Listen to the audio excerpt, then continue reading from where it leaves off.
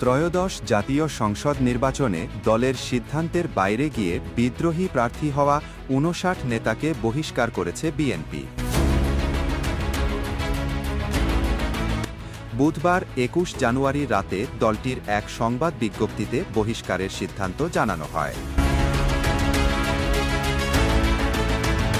Senior যুগ্ম মহাসচিব রুহুল কবির রিজভী স্বাক্ষরিত বিজ্ঞপ্তিতে বলা হয়, দলীয় নীতি, আদর্শ ও শৃঙ্খলা পরিপন্থী কর্মকাণ্ডে জড়িত থাকায় বিএনপি নেতাদের দলের প্রাথমিক সদস্যসহ সব পর্যায়ের পদ থেকে বহিষ্কার করা হল।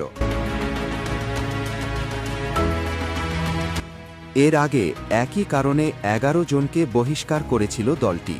পরে ২ জন মনোনয়নপত্র তুলে নিলে তাদের বহিষ্কার আদেশ প্রত্যাহার করা হয়। ডেস্ক রিপোর্ট, স্বাধীন বাংলা নিউজ।